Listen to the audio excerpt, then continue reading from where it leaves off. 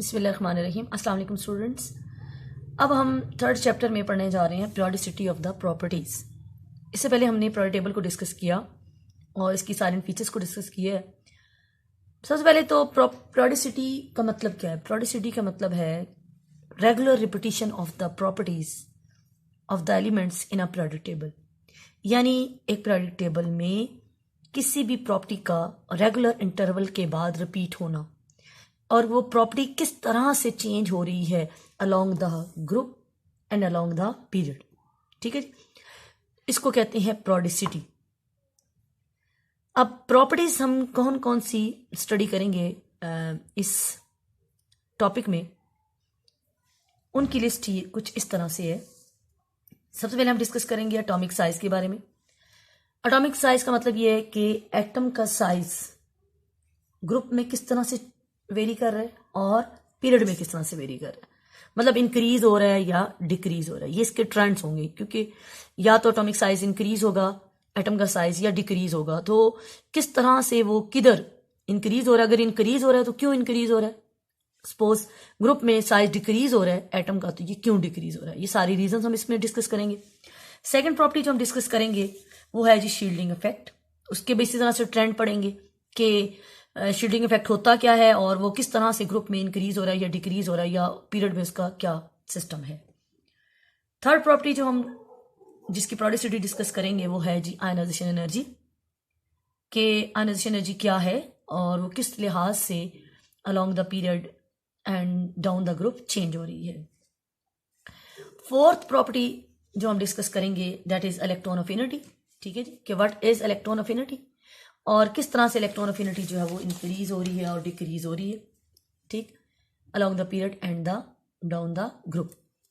और last property जो हम इसमें डिस्कस करेंगे पीरियोडिसिटी में वो है जी इलेक्ट्रोनेगेटिविटी, कि व्हाट इज इलेक्ट्रोनेगेटिविटी और किस तरह से ये along the group and period change हो रही है। ठीक है, अब सबसे पहले बात करते हैं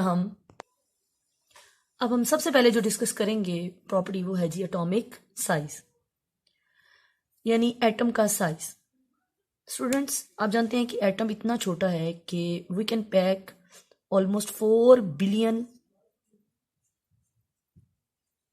atoms in a full stop in a dot. ठीक है, यानी एटम का साइज इतना छोटा है कि एक डॉट में हम 4 बिलियन एटम्स पैक कर सकते हैं। अब इतनी छोटी चीज का साइज नापना ऑब्वियसली बहुत मुश्किल है। सेकेंडली जो प्रॉब्लम है कि एटम की कोई डेफिनेट बाउंड्री नहीं होती। हम ये नहीं कह सकते कि यहां से लेकर यहां तक ये एक एटम है।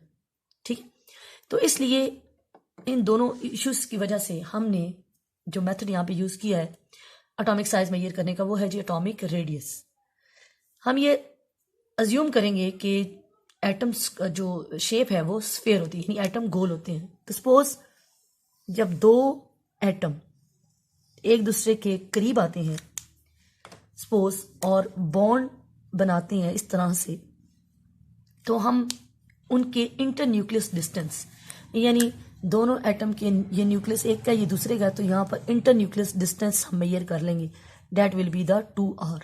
ठीक है, सपोज मैंने ये कार्बन के 2 एटम लिए और ये आपस में ये कम क्लोज यानी एक दूसरे के करीब आए और एक दूसरे को उन्होंने जब टच किया है तब मैंने एक बॉन्ड स्टैब्लिश हुआ है, तो मैंने इन दोनों की न्यूक्लियस की इंटर न्यूक्लियर डिस्टेंस मेजर किया, that will be the 2r। अब जब मैं एक कार्बन का रेडियस निकालना चाहूंगी तो ऑब्वियसली मैं 2r को 2 पे डिवाइड कर दूंगी, तो फिर मेरे पास r यानी एक का रेडियस आ जाएगा। और अगर हमें, आपको पता है कि स्फीयर चीज यानी गोल चीज का अगर हमें रेडियस पता हो, सपोज ये रेडियस है, जैसे आपने छोटी क्लासेस में क्वेश्चंस किए होंगे कि draw a circle of radius 2 centimetre. ठीक है, हम क्या करते थे कि 2 सेंटीमीटर की लाइन ड्रॉ करते थे और फिर उसके गिर्द कंपास से ऐसे सर्कल ड्रॉ कर देते थे। ठीक है, इस तरह के आपने मैथ्स में क्वेश्चन किए होंगे। इसका मतलब अगर हमें रेडियस पता हो तो हम साइज का आइडिया लगा सकते हैं। इसी तरह से यहां पर भी हम करेंगे कि हम रेडियस मालूम करेंगे और उसके बाद हम उससे एटम का साइज प्रिडिक्ट करेंगे। अब यहां पर देखिए, सपोज जो मैंने कार्बन की एग्जांपल ली है कि जब कार्बन के 2 एटम एक दूसरे के करीब आते हैं तो उनका जो इंटर न्यूक्लियस मुझे डिस्टेंस मेजर मालूम हुआ, तो वो है सपोज 154 पिकोमीटर। ठीक है, ये 2R है हमारा। अब मैंने जब इसका R मालूम करना है तो ऑब्वियसली मैं इसको 154 को 2 पे डिवाइड कर दूंगी। ठीक, तो it will be the 77 picometer. तो इस तरह से मेरा एक कार्बन एटम का जो रेडियस आ गया है वो आ गया है 77 पिकोमीटर। 77 पिकोमीटर के हिसाब से मैं कार्बन के एटम का साइज गैस कर लूंगी। ठीक है जी, मेजर कर लूंगी। इस तरह से हम जो है ना वो किसी भी एटम का साइज मेजर करते हैं। अब हम देखते हैं कि इसकी मतलब प्रॉपर डेफिनेशन क्या हुई।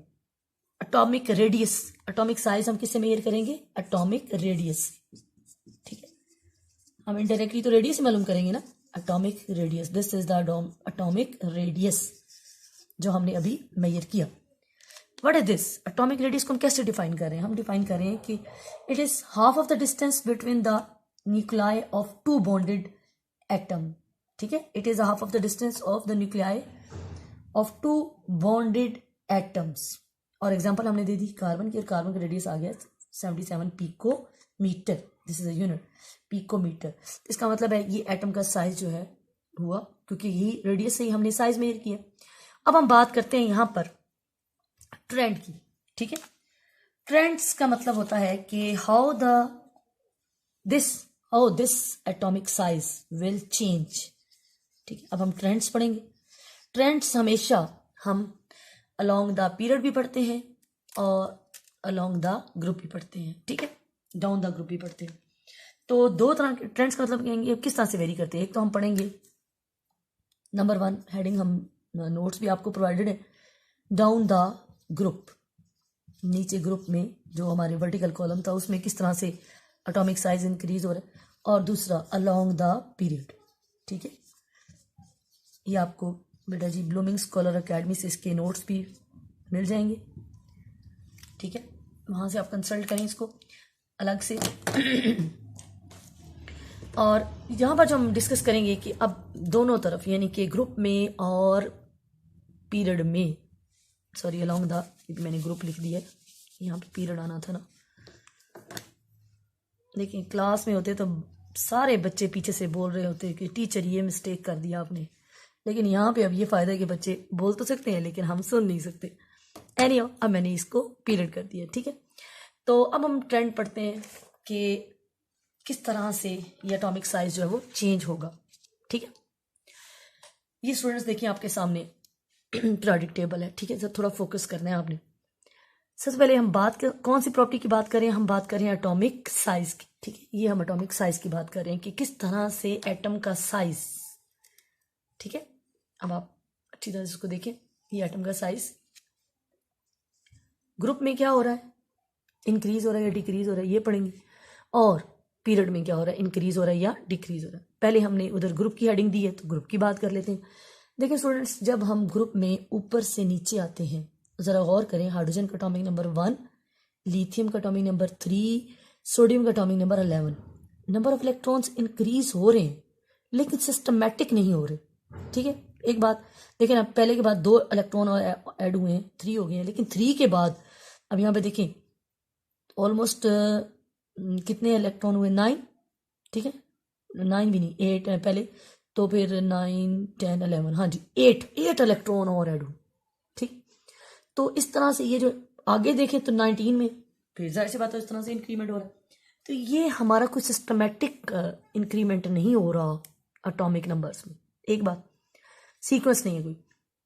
दूसरा कि जब हम फर्स्ट हाइड्रोजन से लिथियम में आए हैं, नंबर ऑफ इलेक्ट्रॉन्स तो ऐड हो रहे हैं लेकिन नंबर ऑफ शेल भी ऐड हो रहे हैं। क्योंकि देखें हाइड्रोजन की इलेक्ट्रॉनिक कॉन्फ़िगरेशन थी 1s1 लेकिन लिथियम की थी 2s1। इसी तरह से सोडियम की क्या है 3s1।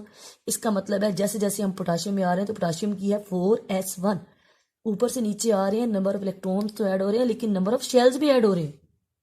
बात समझ आ रही? नंबर ऑफ शेल्स का मतलब है कि अब हमारे इलेक्ट्रॉन्स जो आ रहे हैं वो नए नए शेल्स में आ रहे हैं। ठीक है, इस तरह से क्या होगा कि न्यूक्लियस का होल्ड आउटर मोस्ट इलेक्ट्रॉन्स पर कम होता जाएगा। ठीक, और एक तरह से एटम की जो बाउंड्री है हमारी एक तरह वो इंक्रीज हो रही है। आउटर मोस्ट इलेक्ट्रॉन दूर तक जा रहे हैं क्योंकि शेल जो बढ़ रहे हैं, नए शेल नए इलेक्ट्रॉन्स, तो वो नए शेल्स में ही आएंगे। ठीक। तो इस तरह से क्या होगा कि जैसे जैसे हम ऊपर से नीचे आएंगे तो एटम का साइज इंक्रीज होता जाएगा। ठीक हो गया। तो इसलिए हमने एक सिंपल रखा ट्रेंड कि along the group size of atom क्या होता है, इंक्रीजेस होता है। ठीक है, ये हम यहां पर ग्रुप के आगे लिख देते हैं इंक्रीजेस। एक हमने ट्रेंड निकाल लिया। अब बात करते हैं हम पीरियड की। जब हम पीरियड में आ रहे हैं, जरा गौर करें, हम हाइड्रोजन से हमारे हीलियम में एक इलेक्ट्रॉन ऐड हुआ। ठीक है, और देखें 1 1 पहला ही पीरियड है। पहले पीरियड का मतलब पहला ही शेल है। ठीक है, तो इसकी 1s1 है इलेक्ट्रॉनिक कन्फिगरेशन और हीलियम की 1s2। इसका मतलब है नंबर ऑफ इलेक्ट्रॉन तो ऐड हो रहे हैं but in the same shell. ठीक है, इस तरह से नंबर 2 देखिए, दूसरे वाला पीरियड लिथियम 3, बेरिलियम 4, बोरॉन 5, 6, 7 इस सो ऑन। ठीक, लेकिन सब के सब सेकंड शेल में ऐड हो रहे हैं। स्टूडेंट्स इसी तरह से है, जैसे देखिए एक ही रूम है क्लासरूम और number of the students add हो रहे हैं। तो जाहिर सी बात है, जब पहले तो जब स्टूडेंट्स कम होते हैं टीचर उनको खुला खुला बिठाती है, लेकिन जब स्टूडेंट्स ज़्यादा होते हैं तो वो आहिस्ता आहिस्ता टीचर के करीब आना शुरू हो जाते हैं, कंजस्टेड हो जाती है क्लास। लेकिन इस तरह से तंग तंग बैठने से एक फ़ायदा ये होता है कि न्यू जो टीचर है और आई मीन टू से न्यूक्लियस, उसका होल्ड भी तो ज़्यादा हो जाएगा ना। अगर हम बच्चे तंग बिठाते हैं, अपने करीब करके बिठाते हैं, तो टीचर की नज़र होती है हर बच्चे पे, होल्ड रहता है। ठीक है, एंड वाले बच्चे पे भी नज़र होती है कि वो क्या कर रहा है। तो इस तरह से टीचर खींच के रखता है। यहाँ पर भी न्यूक्लियस एक उसी शेल में बहुत सारे इलेक्ट्रॉन आने की वजह से एंड वाले इलेक्ट्रॉन्स को खींच के रखेगा। और जब हम किसी चीज़ को खींच के रखते हैं ऑब्वियसली इसका साइज क्या होगा, रिड्यूस होगा। एग्जैक्टली सही पहुंचे आप, आपने भी यकीनन यही गैस किया होगा। तो स्टूडेंट्स यही वजह है कि जब हम पीरियड में मूव करते हैं तो एटम का साइज डिक्रीज होता है। ठीक हो गया। तो यहां पर अब हम पीरियड के आगे लिख देंगे हमारा जो साइज है वो क्या हुआ, डिक्रीज हुआ। मेन ट्रेंड तो यही है, बाकी तो हम इसकी रीजंस निकाले थे ना। तो ये स्टूडेंट्स हमारे इसके ट्रेंड हुए कि atomic size down the group increase होता है। क्यों इंक्रीज होता है हमने डिस्कस कर लिया। और इसी तरह से अलोंग द पीरियड क्या होता है, वो डिक्रीज होता है। पहले इंक्रीज होता है और उसके बाद ये डिक्रीज हो रहा है। ठीक हो गया। अब अगली प्रॉपर्टी डिस्कस करते हैं।